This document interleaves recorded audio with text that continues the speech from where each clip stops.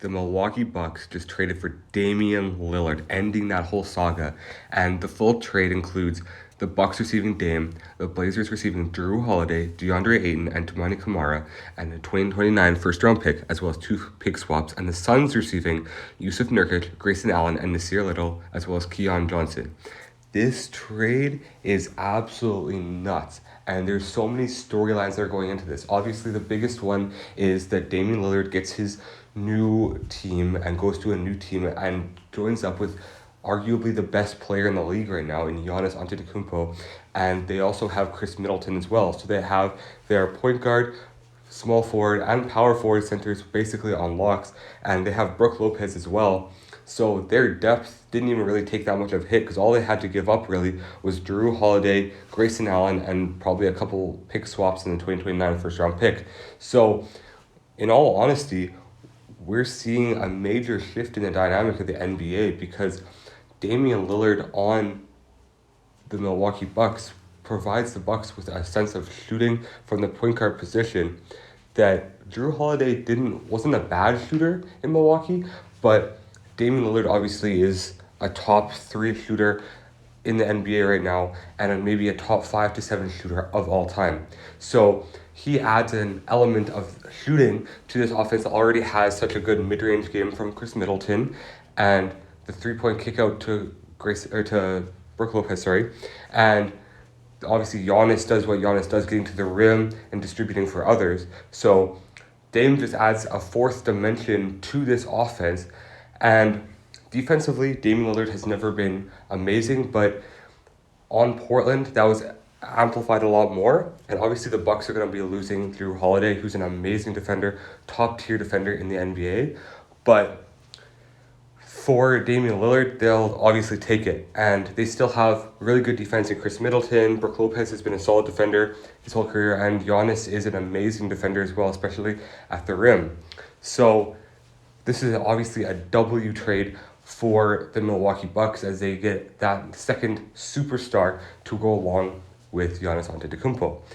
This automatically makes them title contenders and favorites in the Eastern Conference. I mean, they were already title contenders, but now they are most likely the Eastern Conference favorites to go to the NBA Finals because nobody else in this conference has 2 superstars that are on the same level as Dame and Giannis Antetokounmpo. Obviously, Celtics have Jaylen Brown and Jason Tatum, but they are not on the same level as these 2 guys. Now, if we switch over to what the Blazers receive, this is actually a good trade for the Blazers as well. I thought they would get a little bit more. They also didn't have a lot of leverage in the situation. So they get Drew Holiday, a guy to run point guard for them, and he's obviously a really good defender. They struggled on defense recently, and Damian Lillard obviously didn't help with that a lot. He wasn't a terrible defender, but he wasn't a plus defender either. So to have a guy like Drew Holiday who can shoot the ball a bit, score you 18 to 22 points a game, and play amazing defense, that's a very big win for them. They also get DeAndre Ayton, who is a solid center. DeAndre Ayton was looking for a new team, looking for a new situation to go to, and now he gets that new start on a team that needed a big man. They traded away Yusuf Nurkic, who was one of their solid bigs, but DeAndre Ayton is also a former number 1 overall pick and has the potential to be a really solid player for this Blazers team. They have a lot of guard depth with guys like Anthony Simons and now with Drew Holiday, but now they have an elite center who they can rely on in the pick and roll and throwing lobs to.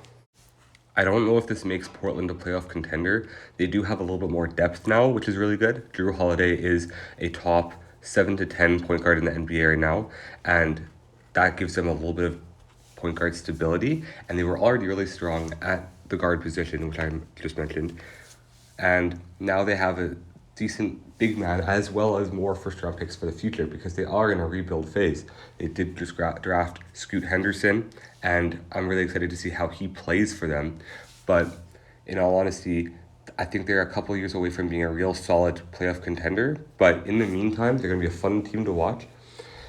On the Suns side of this, they did give up, obviously, DeAndre Ayton, but DeAndre Ayton and them had a contentious relationship for a while, and they received Yusuf Nurkic, Grayson Allen, Nasir Little, and Keon Johnson. Nasir Little's an all-right player. Grayson Allen is a decent 3-and-D guy.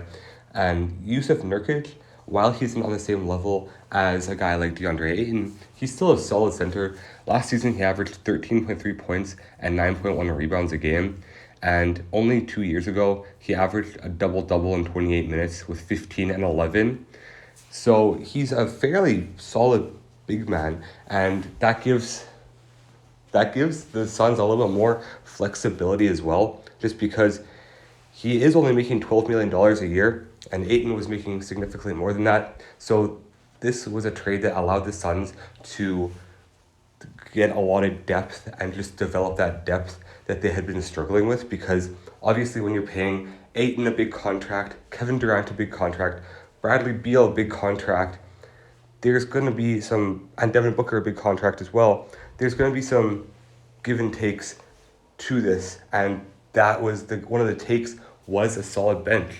And now they got rid of a big DeAndre Ayton contract and got back a guy that can somewhat replace the production that he provided for them. Not fully, but I mean, he'll be a solid center for them and only making $12 million a year, as well as getting a couple of good wing players off the bench, which is exactly what they needed. So I think on the basis level of all of this, as I'm just reacting to this trade, I do believe that this is a solid trade for all three teams involved. I don't know who's going to be the winner of the trade quite yet. Obviously, we have to wait and see. I think the Bucks, if they can win a championship this year, obviously they win this trade. But I think anything less than a championship, or at least a finals appearance, is a major L for them. Because if you trade for a guy like Damian Lillard and you pair him with Giannis Antetokounmpo, you don't give up that much depth, you keep Chris Middleton, you keep Brook Lopez, that's a title team, and you expect to have a title by the end of the season. And with Damian Lillard in town now for 4 years, he still has 4 years left on his contract. If you don't win a championship within, I'd say, the first 2 to 3 years, that's a major bust of a trade for them. But do I expect them to not win a championship in this time?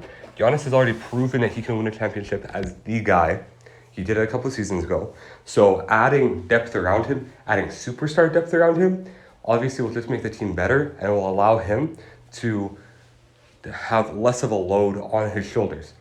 There's times where, obviously, in the Miami series this past year in the playoffs, when Giannis went down, they struggled, and he came back and he played, but he wasn't 100%, and they ended up losing 4-1 in that series. Now, was part of that on Giannis? Yeah, he didn't play great the last couple of games. He could have probably played better, even with his injury. But now, if he ends up getting hurt for a short period of time, Damian Lillard will be able to carry the load that he is missing in Giannis. So they'll be able to tandem off each other. If one of them's having a bad game, if they're playing against a team that has really good interior defense, maybe it's more of a Damian Lillard game. And if they're playing against a weak team from the inside, then obviously they'll go play through Giannis a lot more. So we'll have to see how this team dynamic works, but this just allows them to do so much more through their offense and also just as a team in general. Defensively, they obviously take a hit, but I think all in all, this is a very big trade for Milwaukee, and it affects the entire NBA landscape. It affects the Western Conference and the top of the Western Conference in Phoenix, and allows them to have more depth. While they do lose a solid center, they get one back in return and get some more depth. And I think this affects Portland in that they get a few more picks for the future and really allow themselves to rebuild. And obviously they get Drew Holiday, who's a solid player, and DeAndre Ayton, who's a solid player. And it's obviously still a win for Milwaukee, who's at the top of the Eastern Conference. It affects everywhere in the league. So I'm really excited to see kind of what happens through this all and what happens with this trade. Anyways, thank you guys for watching. God bless you all. I hope you have an amazing day. Let me know what you think of the Damian Lillard trade in the comments section below. God bless you all.